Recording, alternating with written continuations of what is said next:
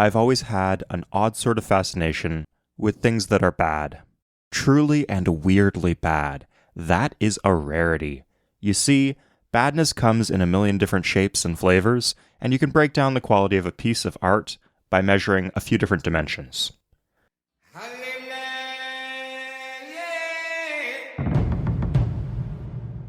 The first, and by far the most important, is how enjoyable it is. How much does it make you happy to experience this thing? The next is critical value. How much does this piece of art line up with commonly held notions about what makes this medium of art good? The third is conceptual value. Setting aside the execution, how much potential was there in this idea? And the fourth is craftsmanship value. Were they half-assing it, or did they put in a lot of technically skilled labor into their work? These are the ways that a piece of art can be good, or, more interestingly, bad. If we imagine these scales on a four-dimensional hypercube, the most fascinating products exist at the corners, the edges of this shape. That's where we get things like The Room, or Black Square, or B1000, or even the flag of Maryland. A very high score on these axes is rare, but a very low score for a professional published product is even more rare. As a result, none of the Civilization games exist on these edges. Even the ones that people typically say are bad do not deserve that honor and distinction. In truth, games like Civilization 7 and Civ Beyond Earth are something far worse than bad. They are mid.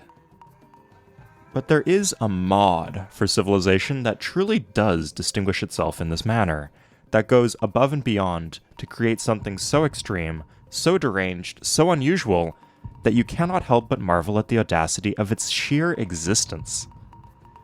Sadly, though, the hypercube is a four-dimensional shape.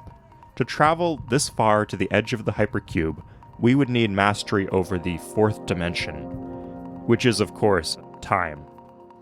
Sadly, as my 8th grade history teacher will attest, the only subjects that I have mastery of are the ones that I've learned about in Civ. So that means, to explore whatever this horrendously incredible piece of art is, we'd need to find some version of Civ that would teach, oh yeah, actually that will do just fine. What mod is this? Oh. Oh no.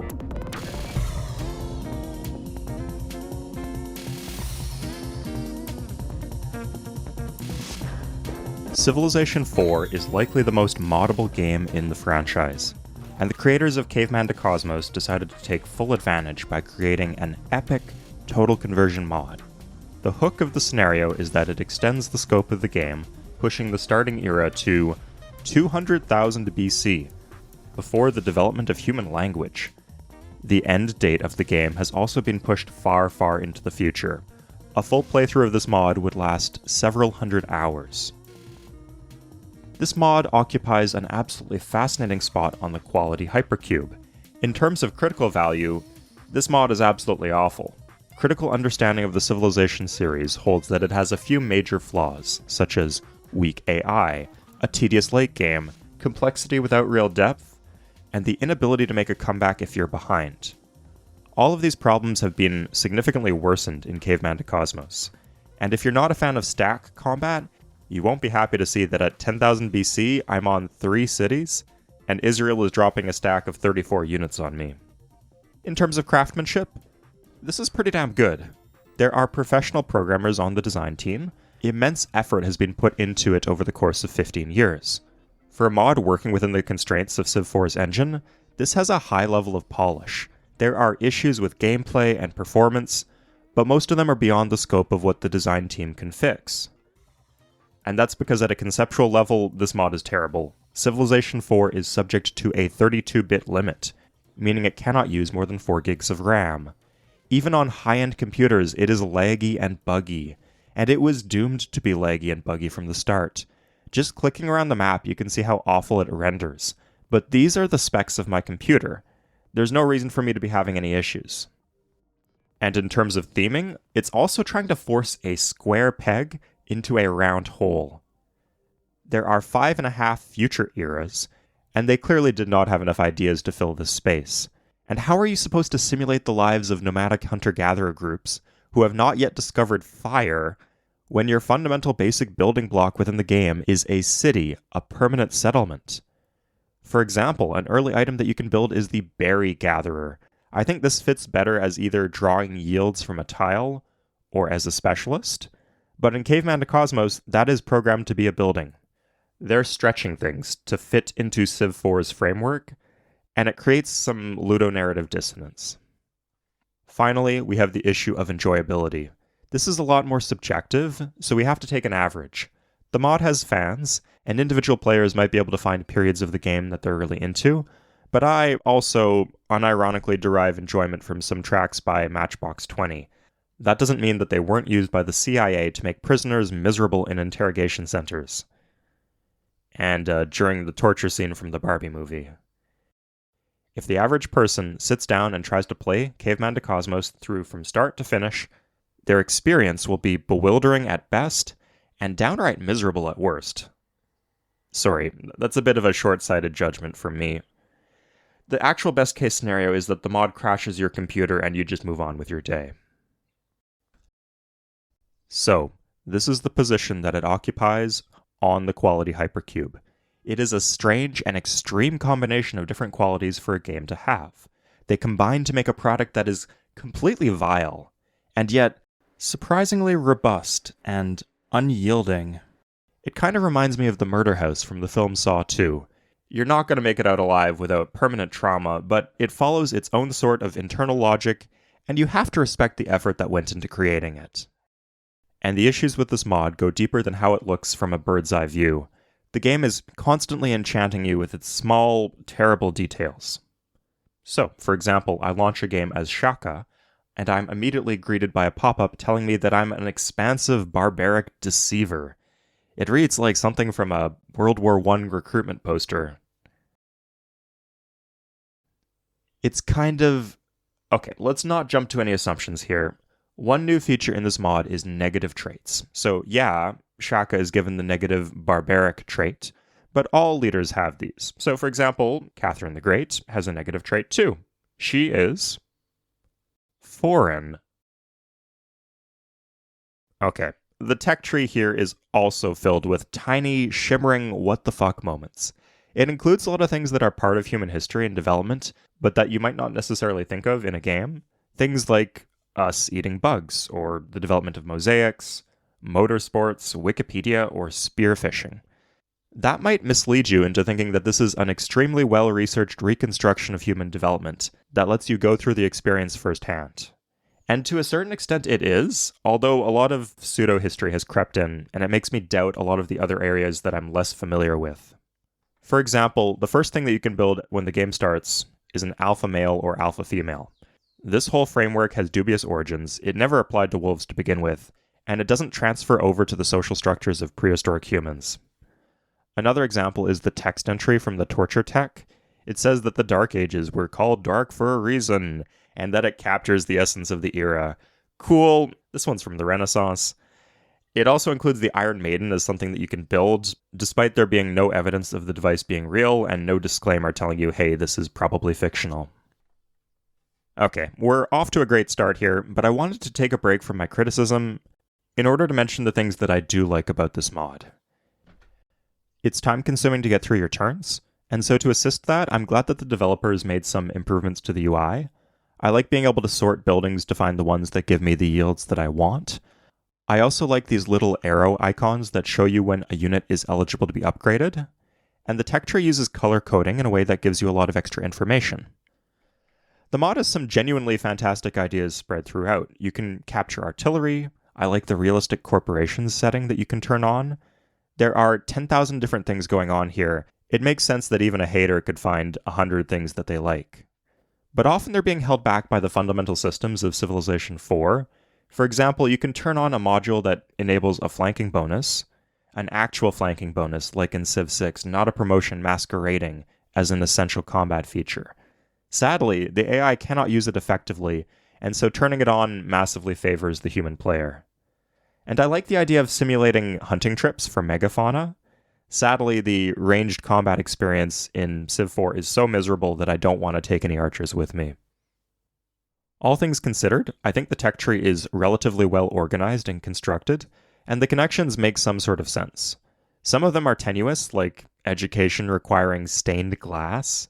But when you make things this granular, the logic of Civ's tech tree breaks down. That's not the fault of this mod. I think the way that they lined things up did as good as they reasonably could have, without having a bunch of dead-end technologies. For some fans of this mod, it seems like a lot of the appeal is hyperfixation, and from that angle, Caveman to Cosmos is really cool. Trust me, I have 10,000 hours of playtime on Civilization 3, and my sister and I got all A ranks on every single mission in Shadow the Hedgehog, yes, including Lost Impact. So I understand that often, hyperfixation is orthogonal to quality. It doesn't need to be perfect for you to obsess over it. Sometimes it's just paramount that there is more to explore and discover. And here, oh boy, is there a lot to discover. I played all day yesterday and barely made it out of the Ancient Era. And through that skull-crushing 10-hour grind, one thing became very clear to me. I kind of enjoy playing this mod. Oh wow. Am I... That would explain so many things. I spoke in a recent video about how a major piece of Civilization's appeal is infinite snowballing and power scaling. If you take the base game and make it have 10 times more content, it might as well go on forever. The monumentality of the project is the whole point. Some might say that you're being fed low-effort meat-protein slop gameplay. I disagree. Instead, you are surfing atop of an ocean of low-effort textured meat-protein slurry. You are the God Emperor of the realm of low-effort textured meat-protein gruel. No matter what direction you face, no matter what horizon you stare into, all you can see is civilization and the journey of human development stretching out in front of you forever. When you gaze into Caveman to Cosmos, you are looking at infinity itself, and the abyss gazes upon you. It is enthralling. It is glorious. It is hypnotic. It is mesmerizing. It is only 3 eras deep into this game. Maybe I should reserve my judgment. Let's see what the rest of the game has in store. Why does my script say Desolation Wojak Dark Ambient?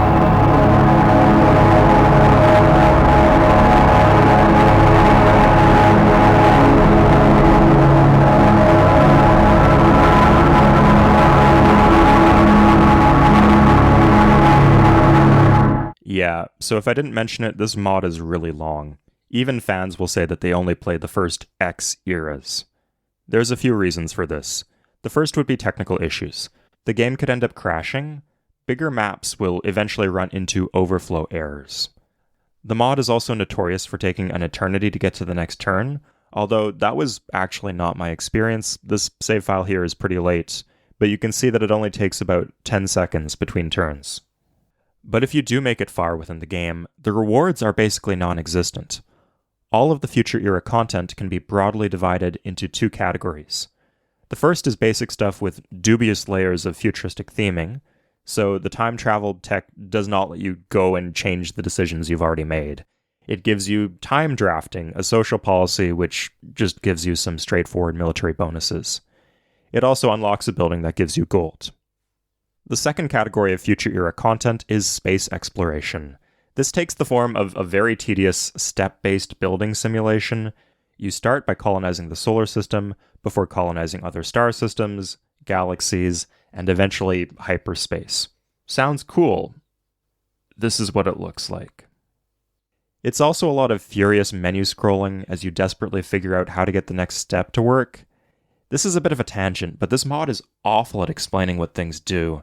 It has the Civ 6 disease where every obscure system has to interact with every other obscure system, and these interactions just pile up endlessly, turning Civlopedia entries into unreadable garbage. For example, this is the pop-up that appears when you mouse over the food merchant unit. There's also some information that appears only in the Civlopedia. Quick question, what does this unit actually do? It's like the food caravans in Civ 2, but before the Civilopedia tells you that, it needs to tell you that this unit cannot, in fact, go to space. And check out the Tribe unit. This is like 60 text deep. It's the first unit that you unlock that can found cities. But the pop-up when mousing over it doesn't actually tell you that. So with these simple functionalities buried underneath walls of text, you can imagine how frustrating it would be trying to figure out why your mag sail worker can't build solar trajectories. To play through the space colonization content, you need to have chosen one of the space maps. So if you just picked a regular, randomly generated map, you're not going to space. The space terrain is not even there. On top of everything else, the craziest part is that the AI cannot even follow you into space. Yes, they recommend you start in the prehistoric era and play through thousands of turns, even though you will ultimately be doing this alone. I would broadly describe this mod as masturbatory, but this takes it to a whole new level. There are more issues with the late game. The yield system doesn't stand up to scrutiny. Basic game systems break down and stop mattering. Health and happiness don't matter after a point that comes very soon. You'll likely be way over the amount that you need. And if you aren't, who cares? Most of your production comes from building yields. Citizens don't matter. Tile improvements don't matter. Things that are supposed to be meaningful bonuses, like joining a great person to your city, become homeopathic in their irrelevance. Everything becomes irrelevant as the game passes the point of no return and basically starts to play itself. And yet, your input is still needed, because stupid owls keep spawning and clogging up your roads, and if you turn on too many automations, from what I understand, this is one of the factors that increases the lag that makes the late game turns take forever. One last topic I'd like to get into is the political implications of the mod. I don't think it's possible to make a game about humanity that stays neutral on all political issues. That applies to civilization as well, but especially here, where they can't just zoom out and ignore whatever the issue is. I don't have a problem with sensitive topics being covered, like torture, drugs, or slavery. And in fact, with a game this detailed, if they didn't mention slavery, that would be akin to historical erasure. It is a bit difficult to infer the political intentions of the people who made Caveman to Cosmos. The reason for this is that so much of the mod is plagiarized. It was the 2000s when this started. Mod culture around issues like accreditation was dramatically different, and this was common practice at the time. Still, the scale at which it occurs here is absolutely astounding. The FAQ for the mod just straight up says that they took art from too many people to keep track of it all. And don't freak out, just message them if you want to be credited. I'll give you some examples. Some of it, of course, is taken from other mods or from assets posted to Civ Fanatics. You can see these icons here for invention and city planning. These are tech icons for the conquest scenarios in Civilization 3. And this icon for the Judas Cradle seems to be taken from the second page of Google image search. I think this is stolen because it looks like they tried to cover their tracks. They zoomed in, flipped the image, and obliterated most of the pixels, but you can still tell that it's the same picture. A lot of the text is plagiarized too. You can see that the articles for Scavenger's Daughter and Emancipation are taken from Wikipedia. I read the entry for Obedience, and it seemed to reference Jim Crow laws and the Black Code. I found it to be an odd inclusion, but it seemed like their heart was in the right place. But this was just taken from Wikipedia. The torture entry breaks the fourth wall, and I don't think this one for cannibalism was plagiarized, so it's not literally every piece of text, but most of them.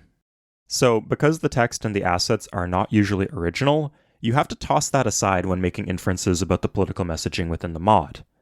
And if we do that, there are some weird things going on here. For example, you need women's suffrage before domestic violence appears. I guess they're saying that before women's suffrage, it wasn't a crime. In case you're wondering, according to this mod, domestic violence does not exist in space. But on the other hand, you need the minority rights tech as a prerequisite for the urban culture tech, which unlocks street gangs and meth labs, and Hezbollah for some reason. One of the more indicative value assignments that the mod makes is for the social justice organization building. It reduces the city's health by 2. Now, personally, I feel that the response of the American government to the AIDS crisis in the 1980s was a large threat to public health, and that the social justice activists had to pick up a lot of the slack. But I don't know. Sometimes women with blue hair can be kinda stinky. But gamers aren't? What the fuck? There's a lot more in here, like IQ testing centers making your cities more productive. We'll leave it at inconclusive for now. But this mod was primarily developed in the early 2010s, and in a lot of ways, it is a product of its time, especially their attitude towards accreditation. Alright, I could spend 5 hours on this. Sometimes it feels bad when I do a review that I didn't explore things enough to comprehensively cover everything that I could in order to avoid mistakes.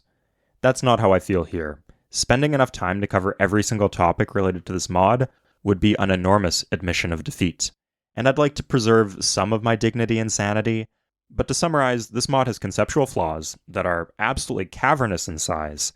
It offers a profoundly miserable playing experience that, sometimes, if you are the right person for it, evolves into this trance-like state of zen hyperscaling flow that is a thing of beauty. It's the same beauty that we find in Civilization itself, just cranked up to 11 and distorted through funhouse mirrors. There is a strong possibility that I've criticized this mod in a way that makes you think that it's great, and if that's the case, definitely check it out. I'll put the links down below. On the other hand, if you want to see a video discussing mods that I actually would recommend to a general audience, check out this video right here. Otherwise, that's all for today. I'll see you guys next time. Take care, everybody. Cheers.